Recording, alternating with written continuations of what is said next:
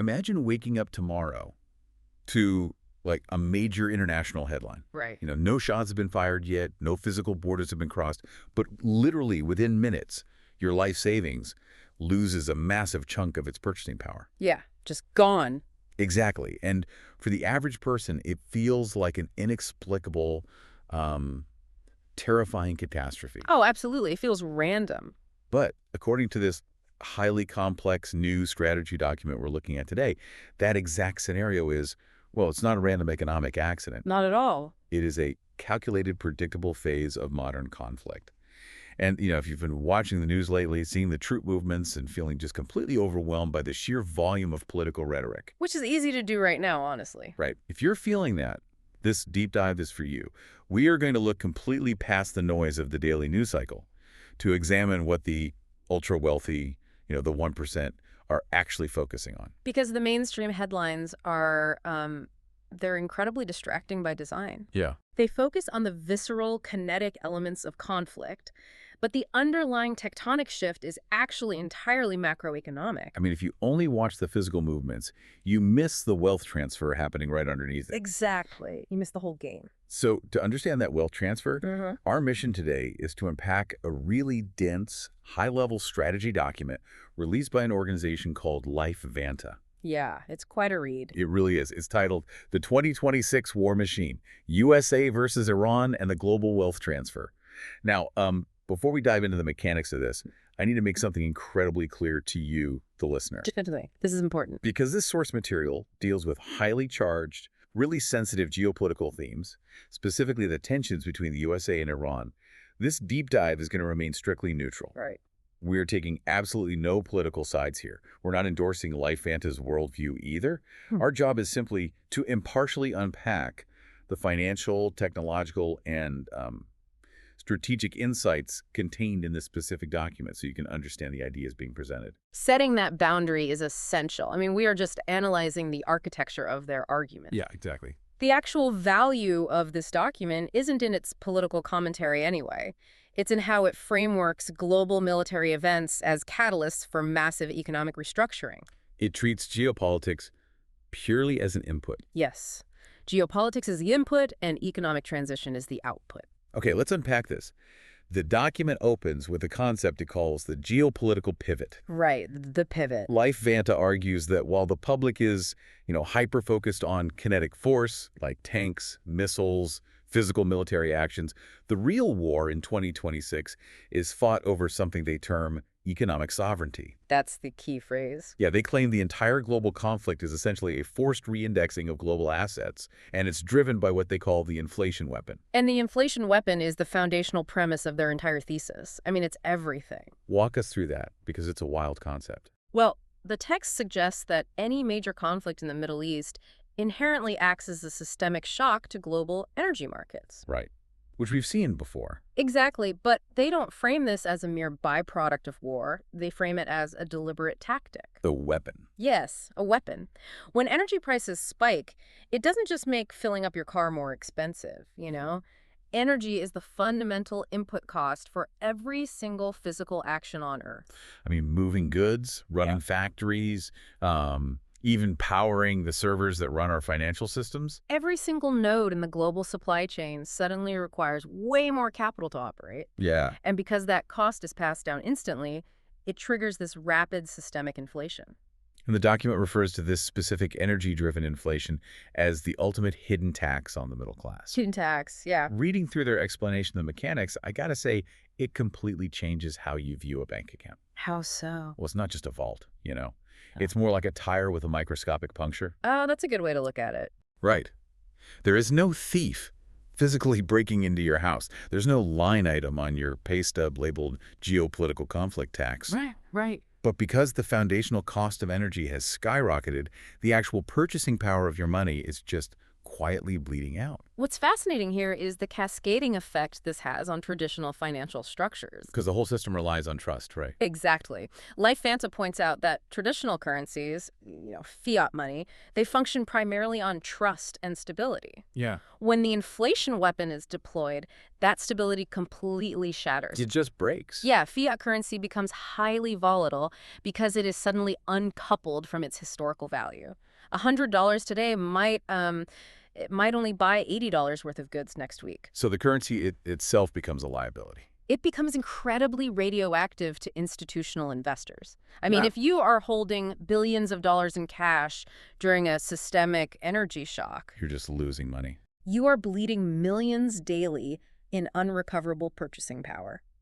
And this causes a systemic panic for the average consumer, who relies on traditional cash to survive. Of course. But capital at the macro level, it doesn't just evaporate into thin air. Right. It goes somewhere. Exactly. Yeah. If traditional fiat is losing its value, that enormous pool of global wealth has to find a new container. It aggressively seeks a safe harbor, Yeah, right? yeah, Like yeah. somewhere unbothered by physical supply chain shocks. Yes. Which brings us to the obvious question. Uh-huh. I mean, if the physical supply chain is compromised and fiat money is literally melting, where exactly is the smart money flowing? That's the million-dollar question. And the document's answer to this is digital real estate. Digital real estate, but they aren't talking about buying website domains here. Right, no. They're specifically pointing to AI-driven infrastructure and decentralized assets. And the logic here is brutal, but it's really sound. Yeah. If the physical world is suffering from massive logistical friction and energy inflation, capital just naturally flows into systems that are frictionless.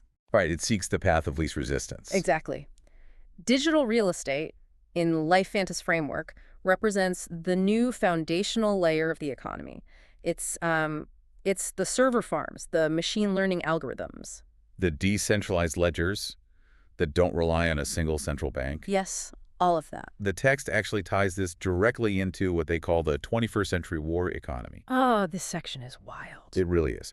They argue that by 2026, the traditional military-industrial complex has completely merged with the AI automation stack, Completely merged. which is a massive paradigm shift. I mean, wealth is transferring away from manufacturing, building physical jets and tanks, Right. and it's dumping into intelligence systems. Yeah. So companies that command AI logistics and automated supply chains are the ones experiencing these massive boom cycles. Because the nature of conflict has fundamentally changed. Yeah. In the 20th century, the nation that could manufacture the most steel and, pour the most concrete won the war. It was a numbers game of physical goods. Right. But LifeVanta argues that today, efficiency, predictive data, and algorithmic routing are vastly more valuable than raw material. That makes sense. Like if an AI system can optimize a supply chain to use 20% less fuel during a global energy crisis, That's a game changer. that algorithm is a high-value military asset. The infrastructure of national defense is, it's no longer purely physical, it's computational. I have to pause here, though, Right. because there is a concept in this section of the text that really, it made me do a double take. I think I know which one you're talking about. The document introduces this idea of the zero-employee defense contractor. Yeah, there it is. I really need to push back on the sheer plausibility of this. Okay, let's hear it. They are literally describing a defense contractor that consists of a single individual and a highly advanced AI server stack. Yes. I mean, how does that even work mechanically? Yeah. When I picture national defense, I picture sprawling manufacturing plants, thousands of engineers, complex assembly lines. Sure, the traditional Lockheed Martin model. Exactly. How does one person with an algorithm replace an entire physical organization?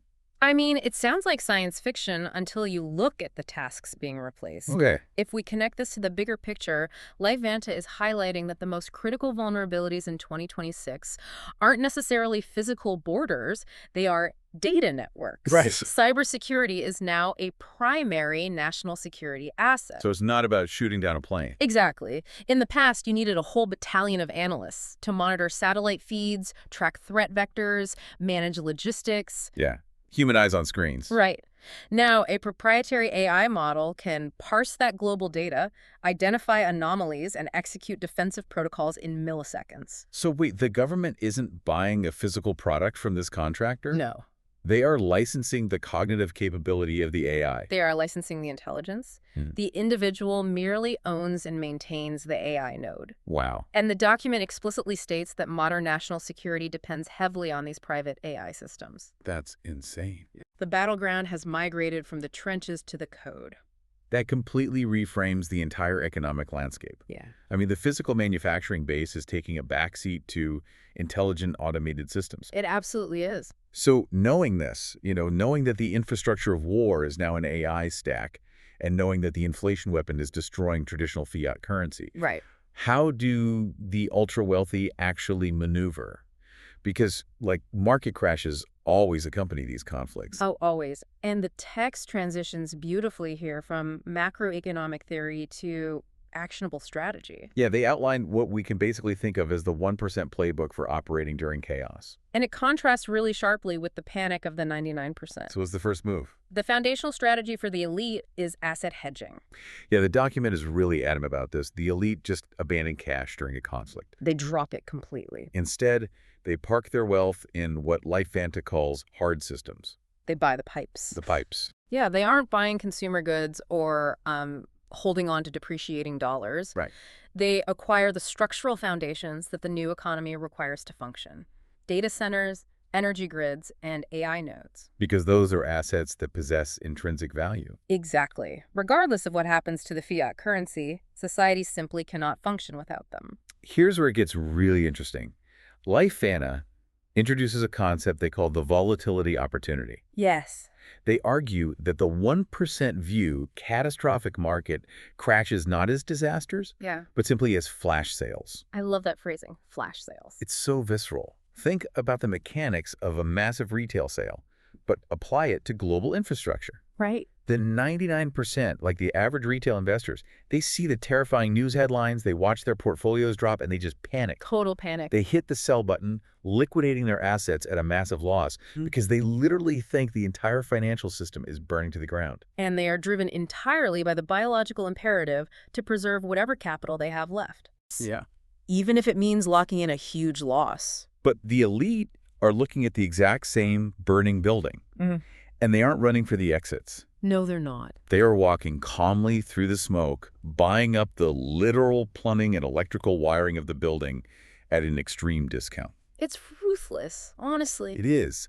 They are acquiring the data pipelines and the algorithmic routing nodes from the panicked sellers. They're basically buying the structure itself. This raises an important question, though. Yeah. If the mechanics of this wealth transfer are so predictable, why is it so incredibly difficult for the average person to execute this strategy? Right. Why does the 99% consistently panic while the 1% consistently accumulate? Well, I mean, it fundamentally comes down to human psychology, doesn't it? It does. LifeVanta actually labels this the psychological advantage. The war room mindset. Exactly. Maintained through a war room mindset. Yeah. The average human brain is just hardwired to react emotionally to chaos. Yeah, I mean, when the media is screaming about kinetic warfare and your bank account is bleeding purchasing power, Right, your survival instinct screams at you to hoard cash and freeze. just freeze and hide. But the war room mindset is the learned ability to sever emotion from strategy completely, So you basically view a global crisis clinically. purely mathematically. Wow. The elite recognize that value in a global economy rarely just vanishes. It Yeah. simply transfers from one ledger to another. Right. Energy is neither created nor destroyed. Exactly. They view a terrifying market crash not as an apocalypse, but as a rebalancing event. A temporary dislocation of asset prices. Right. By suppressing their emotional panic, they can objectively look at the data, identify where the capital is fleeing to, those hard systems. And position themselves to catch it. Exactly. That psychological divide, I mean, the absolute failure of the average person to maintain that war room mindset is really the catalyst for the final section of the document. Yeah, the tone really shifts here. It does. LifeVanta shifts from describing the problem to delivering a highly prescriptive manifesto on how to actually survive the reset. Section 4 is called the LifeVanta Manifesto, the producer's response. They are no longer analyzing the market. No, they are giving the reader a behavioral mandate. And the very first directive is a harsh wake-up call. They say, stop being a consumer of fear. Oh, it's such a good line. The document specifically calls out the modern habit of doom scrolling. We all do it. We do. But they argue that every single minute you spend refreshing your feed, absorbing the latest terrifying headline about troop movements or political posturing, Right. is a minute you have actively lost in building your own economic system. Because they frame attention as a finite resource. Yeah. If you are allocating your attention to fear, you have basically zero capital left to allocate towards strategy. So what does this all mean for you, the listener? I mean, let's look at the mechanics of this behavior. Yeah. Consuming fear during a crisis is like standing on a beach staring at an incoming tsunami. Right. You're just frozen. You are tracking its speed. You are measuring its height. You are sharing articles online about how destructive it's going to be. Yeah, But you're still just standing on the beach. exactly. You are a passive consumer of the disaster. The document demands that you stop staring at the wave and use that exact same time and energy to run inland and build a water wheel to capture the wave's kinetic energy. I love that analogy. And that is the essence of their core command, which is command the machine. Command the machine. The manifesto urges readers to use AI and automated systems to solve the very supply chain and logistical problems that the global instability is creating in the first place. That's brilliant. LifeVanta's ultimate thesis is that the 2026 global conflict shouldn't be viewed as the end of the world. Right. It is simply a fast-forward button. A fast-forward button for a financial reset that was inevitable anyway. Exactly. The conflict just compresses a 10-year technological transition into 12 months. Which forces an incredibly stark binary choice on the individual. Very stark. The text states that the wealth gap is always widest during periods of maximum chaos. Always. And in this accelerated environment, you cannot remain neutral. You will emerge on the other side of 2026 as one of two things: a victim of the trend or a master of the transition. Master of the transition. It strips away all the comforting middle ground, doesn't it? It really does. You either adapt and build, or you get crushed by the macroeconomic shift. Yeah. Because it's an active methodology. You cannot survive a systemic wealth transfer by hiding your depreciating fiat currency under a mattress. You can't just hide. No. Survival requires active participation. It requires acquiring those hard systems, leveraging AI to build efficiency, and adopting the mindset of a producer rather than a consumer of panic. That concept of active creation in the face of systemic destruction is, it's incredibly compelling. It really is. And it perfectly sets up the final summarizing thought from the LifeVanta document, which is the ideal way to close out our deep dive today. But before we hit that, let's quickly retrace the path we just took through this material. Good idea. Well, we started by identifying the inflation weapon. Right. The mechanism where an engineered energy spike acts as a hidden tax, rapidly draining the purchasing power of fiat currency through supply chain friction. And from there, we tracked where the capital flees, straight into digital real estate. Yep. We explored the realities of the 21st century war economy, where wealth transfers from traditional manufacturing to intelligence systems. Creating phenomena like the AI-driven zero-employee defense contractor. Still blows my mind. Right. We then decoded the 1% playbook. We examined the war room mindset that allows the elite to suppress emotional panic. Treating market crashes as structural flash sales to aggressively acquire the hard systems, data, energy, and AI nodes. And finally, we unpacked LifeVanta's manifesto. The urgent call to reject the consumption of fear, to stop doom-scrolling the disaster, and to actively command the machine so you emerge as a master of the transition. Which leads us to this final defining quote from the text.